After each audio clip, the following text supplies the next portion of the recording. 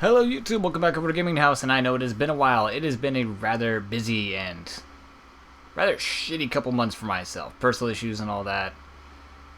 That aside though, this here is the Halo 5 review. It's a little late because, well, the last couple months have been hard, as said.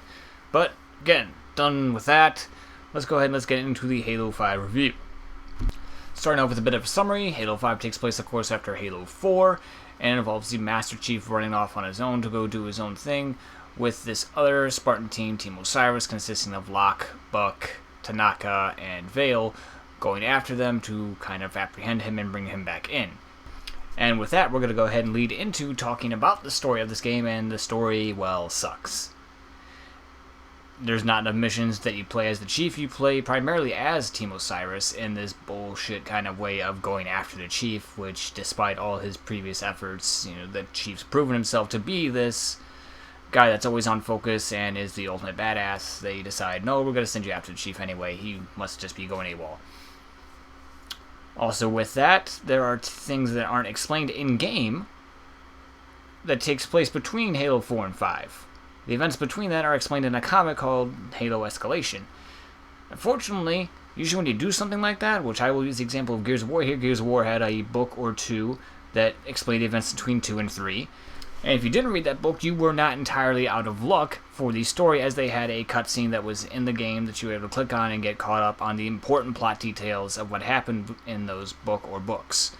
Whereas in Halo 5, you're left out in the dust as to what's going on, who's doing what, why these characters all of a sudden do a 180 from how they were at the end of Halo 4 to how they are now in Halo 5. To put it in a nice little summary, anyone that has been following the Halo story will be disappointed with this story of Halo 5. Or at least I should say most, because there are always some people that will enjoy it. I mean, people like the story of Modern Warfare 2. Garbage, by the way. Next on the list is graphics, because they are worth mentioning in this game. I'm not a big person on graphics per se, it's not a thing I will look for, but if something is very appealing, it is worth noting, and this game's graphics are gorgeous. The skyboxes, character models, weapons, might as well throw in the sounds and everything. Those are all very nice and well put on in this game.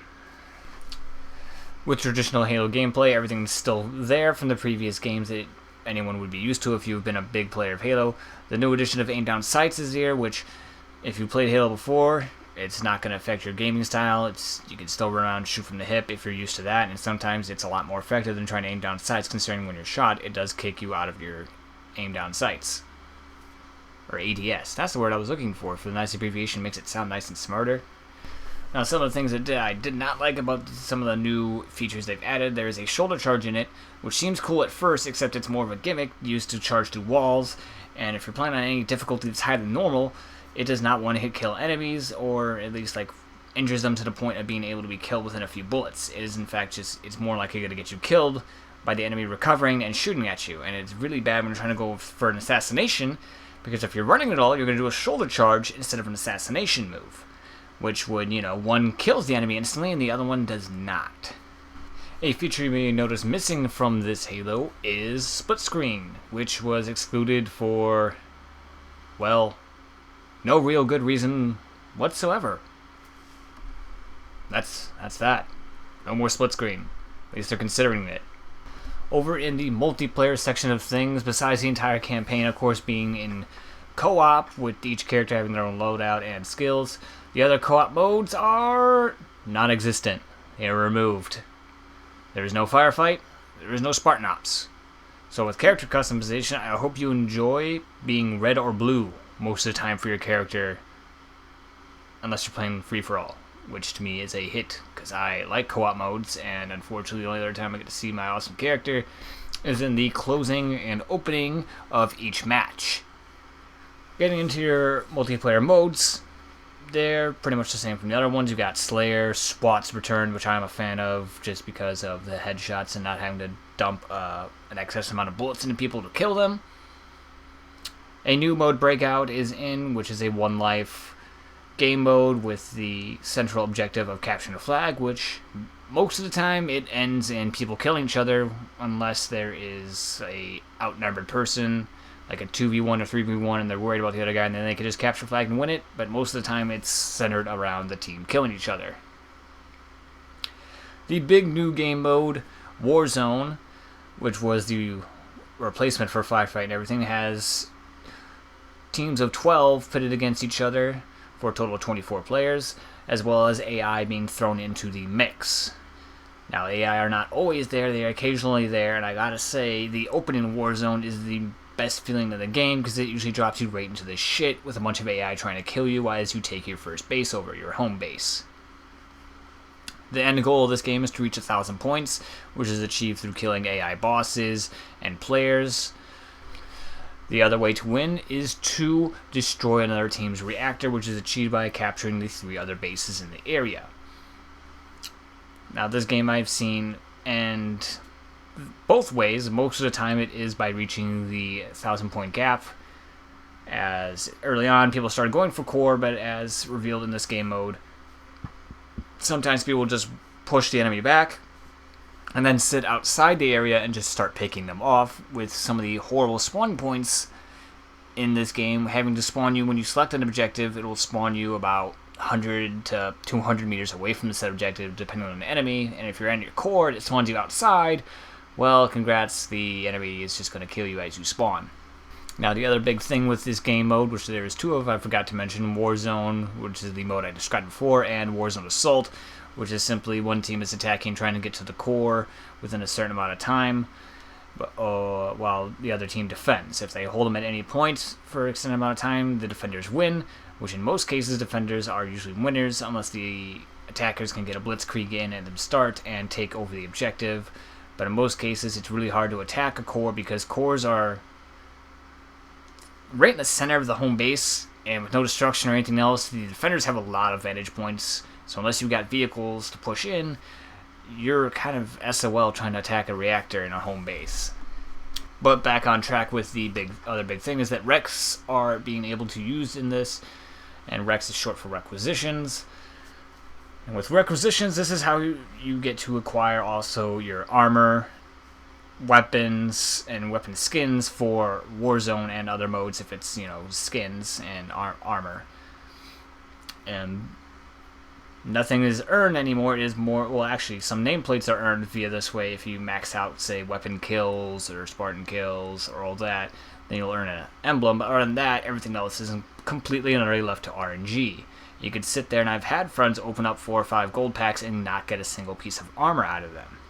But with Rex also, you get these vehicle cards and weapons and everything, and power weapons that you're able to call in the Warzone mode, which serves as and that'll help turn the tide of battle.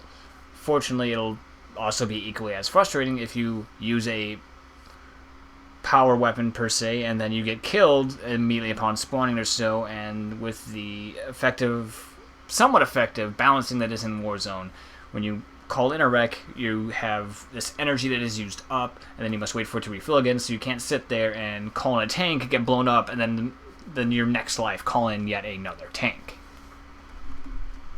But it's equally as frustrating when you're trying to, have your power weapon, say a rocket launcher, shotgun, or anything, and then you get put down by the time you reach an objective and you never got to use it once. Another issue with Rex is that they are also able to bot for both the silver and gold, which, while being relatively cheap, again, you could get nothing out of them.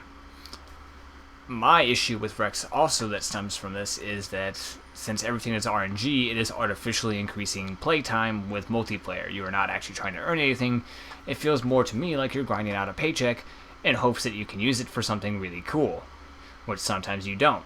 Sometimes you get awesome looking armor, sometimes you get 10 mongooses that you don't really need, because I swear I don't see anyone calling a mongoose ever. There are custom games available for multiplayer mode. I'm backtracking, I spent a lot of time talking about Rex there. But back onto multiplayer modes, custom games are in there, and that's honestly where I have the fun. It's where we get to mess with, of course, all the health, damage, the boost, which is a feature I forgot to talk about, which feels borderline useless on its default state, but when you sit there and up how many times you can boost, or how far you boost, which I might upload some matches or 2 of my friends playing the game mode I created called Matador. That's just a standing name. I'll talk about it more if I get to uploading a match or 2 of it. But that's where I get a lot of enjoyment from it, and it's really fun messing with the stats in the game. Forge mode, which is iconic for Halo, is currently not in it. It is waiting until December to be launched for reasons. Getting into the final verdict of Halo 5. For the story, it's very blah. It feels nothing more like a build-up to Halo 6, which would be fine if Halo 5 did anything on its own.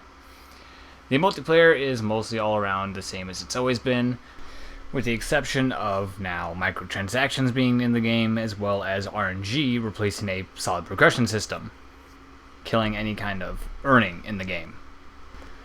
Gameplay feels fine, it looks fine, with the exception of some of the new features being annoying and or useless, i.e. the boost and the shoulder charge. The co-op modes are non-existent and completely gone, which is a shame, as I didn't mention this before, but I felt like Warzone could have easily been a Warzone firefight mode of some sort if you just take out the other team and have us fight to the other base, and could have done modes with that, and I felt like that was a missed opportunity for a co-op mode, unless they plan to release something later. Some features of the game, such as split screen, which has been in every other Halo, is missing. Forge is being delayed till December again, don't know why. No real good reason for either of those things. Now, the final verdict for Halo 5, in my opinion, my score is a 6 out of 10.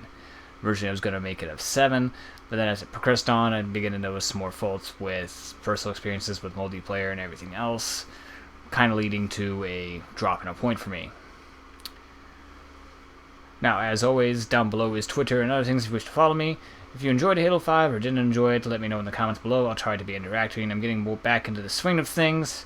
I have Black Ops 3, already completed campaign, doing multiplayer and other things. Hopefully get to bring those to you in a timely fashion. Now, as always, you're welcome to come back over to GamingHouse for more gameplay and commentary. Also, like, comment, subscribe, all that fun YouTube stuff. I haven't done this in a while. Things are out of order. Deal with it.